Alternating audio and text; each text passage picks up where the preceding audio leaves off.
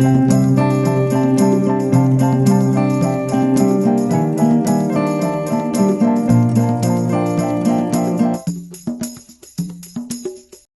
everybody, and welcome to Word Affinity, a podcast which has everything to do with words. I'm your co host, Sarah. I'm your other co-host, Diya, and today we're going to be reviewing the worst literature lines ever written in history. So, we went into an internet and library, aka Kindle deep dive, and found the worst opening lines, middle lines, and endings of the worst novels ever written. So, the thing is that popular bad literature are usually books or the opening lines of bad books. So, most of the stuff we found out are going to be the opening lines. So today we're going to react to these horrible lines from writers throughout history. This is going to physically hurt us, but let's start. So, the first line is the opening line of Iron Idisley. So, it's like, sympathize with me indeed. Ah, no. Cast your sympathy on the chill waves of troubled waters. Align it on the oasis of futurity. Dash it against the rock of gossip. So, first of all, when you start reading this, I can't understand what she wants to say. Because she says one thing and then she says something else. So, this book is by Amanda McKittrick Ross, and it is considered the worst book of all time. And that's maybe because the line above makes me want to dash my brains out. What does sympathize with me indeed? Ah, no, mean. You say that, then tell us to cast our sympathy on the waters. So how would we sympathize with you and then cast our sympathy on waters? So I always thought that you cast a thing against something solid and it works this way too, but it doesn't sound natural. And the chill waves of troubled waters, she's just trying too hard this time. An oasis of futurity. Yes, It's like I agree. somebody you can write normally, because this doesn't sound like something written by a human. Sounds like that those random phrase generator that sound extravagant but nobody can understand it. So then she asked us to cast a sympathy on the waters. Then she asked us to align it on the oasis, which feels like wrong English. Then dash the poor, already mutilated sympathy against gossip rocks. Doesn't make sense at all. And poor sympathy, it must be in bad shape now after being beaten up by all three states of matter. Yeah. To me, this line sounds like Shakespeare if Shakespeare didn't exactly know what he was trying to say and if he had never spoken English before. Yeah, this is like the mind of somebody who's extremely confused. Because she said that sympathize with me, then asked us to dash our sympathy on rocks that gossip. Because rocks of gossip? I've never seen rocks that gossip. It might be a figure of speech, but a personification has to be something that makes sense and makes sense to the reader also. So there's another line from this book only by Amanda. So it's like, speak, Iron, something. Wife, women, do not sit in silence and allow the blood that now boils in my vein to ooze through cavities of unrestrained passion and trickle down to drench me with its crimson hue. And he used 4 exclamation marks in the passage, one after another. I don't like that at all. It doesn't work unless it is a scene where somebody is running in the forest chased by Death Eaters. And this line, it makes me nauseous because like oozing blood through cavities and drenching people, that sounds messed up. It's just Iren's weird husband shouting random things to call her. And what are cavities of unrestrained passion? Amanda was a very confused person. Okay, I have a line that tops all of these other lines.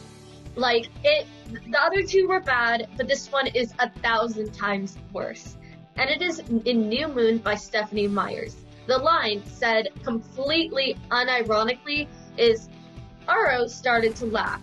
Ha ha ha, he chuckled. So, Robert Pattinson got it right when he said that the Twilight series is absolute trash and the series makes no sense. However, This is just comical and downright embarrassing.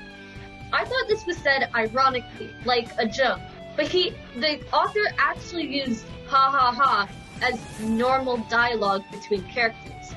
This is an example of how it's better to show, not explicitly tell in writing. Because why would anybody say ha ha ha when they are laughing? I crack up every single time I'm picturing this 100-year-old vampire casually laughing while saying ha ha ha ha ha. The author states also that he's laughing twice in an extremely short sentence. And Aru started to laugh and he chuckled.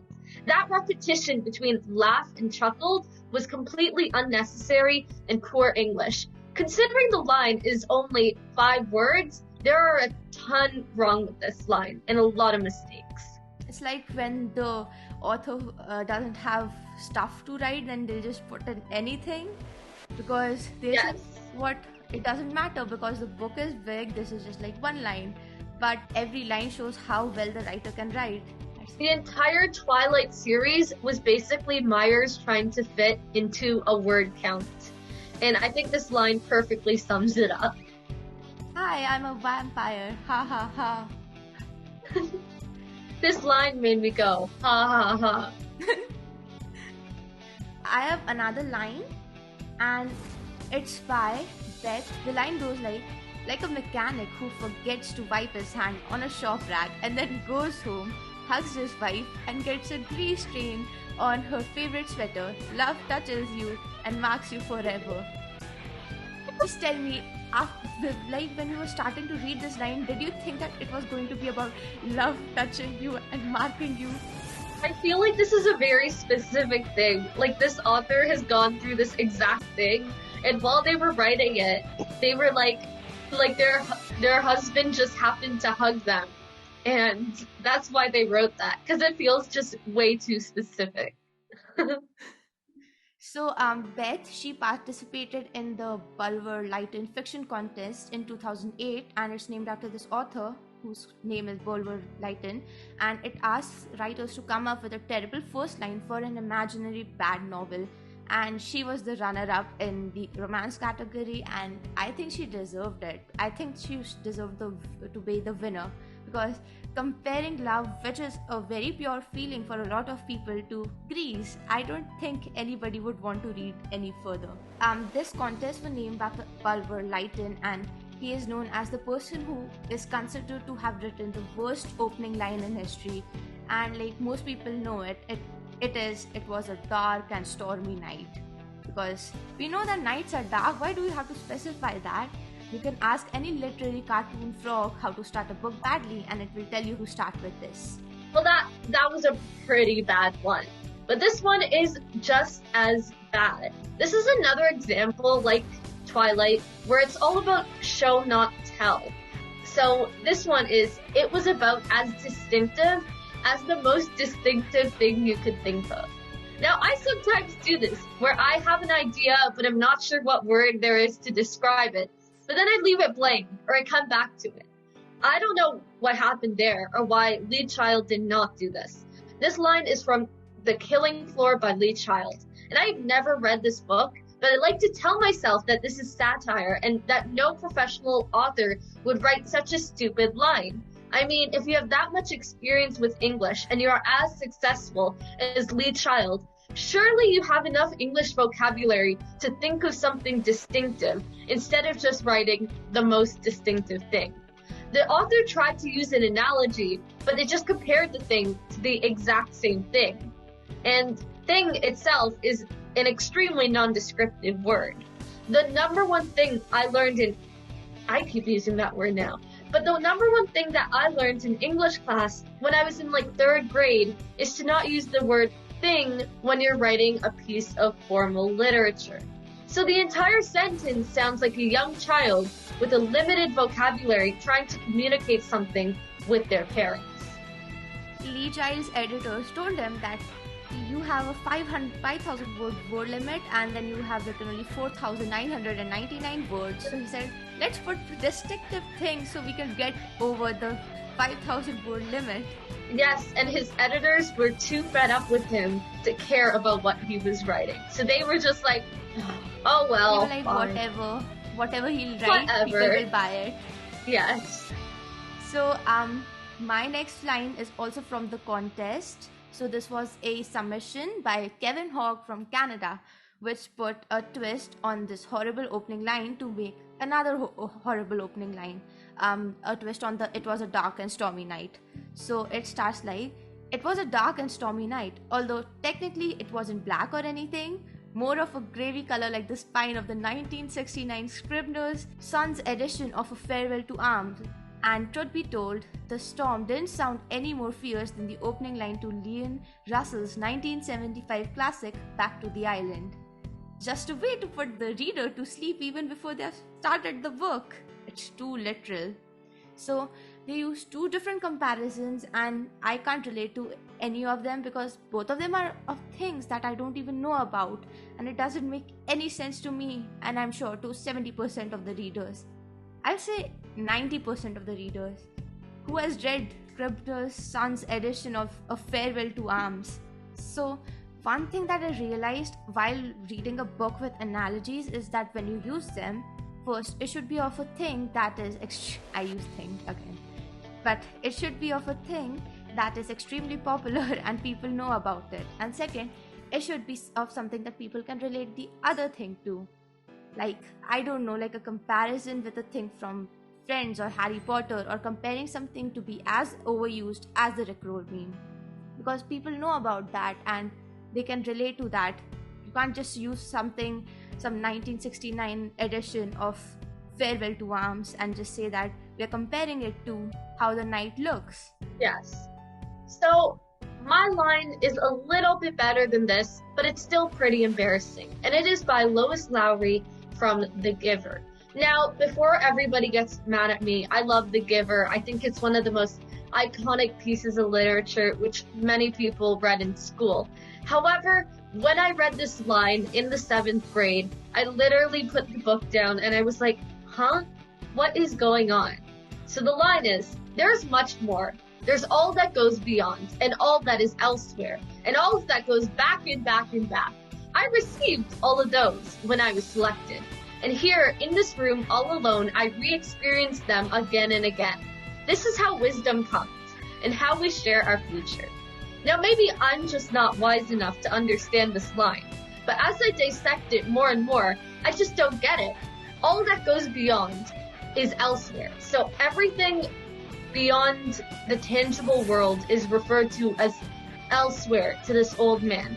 And everything other than elsewhere is just back and back and back. Whatever that means. Just infinite space, I guess. I think the author was trying to make a reference to the universe or to heaven or just to fate in general. But and then if everything that goes beyond is elsewhere, then why is something back and back and back? Because everything is elsewhere. Why does anything have to be at the back of elsewhere? I think the author was trying to make a reference to some sort of non-tangible thing, like a destiny or something, but it just missed the mark. I thought of it like a big hallway, and they're just going back and back and back. And then they received all of those. What are they receiving? I thought it wasn't tangible. I thought it was elsewhere. How could one receive elsewhere when they were selected? And here in this room, all alone, how could they be in the room re-experiencing elsewhere? Elsewhere, I thought, was not on this earth. Oh my gosh. Anyways, this line just has always absolutely confused me. Another line is from The Cabin Passenger in a parody of Descartes, which is a piece of well-known literature from the 18th century.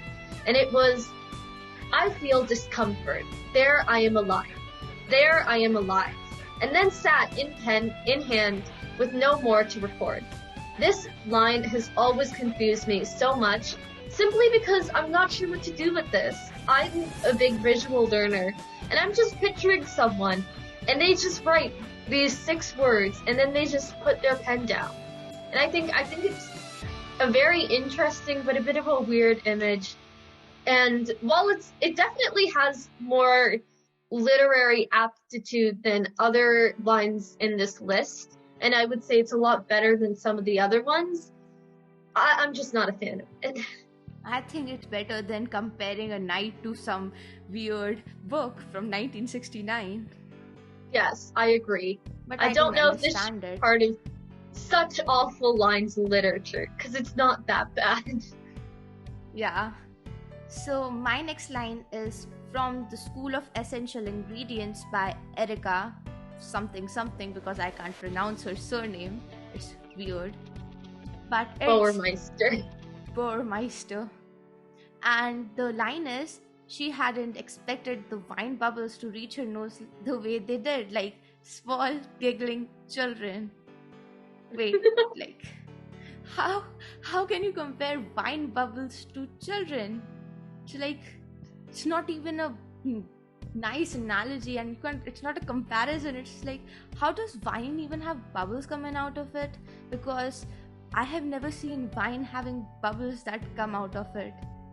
And like, it can't be literal, but even if you want to personify wine bubbles, which I don't think is a real thing, it has to be in a way in which readers can connect it to the animate object. This doesn't do it for me.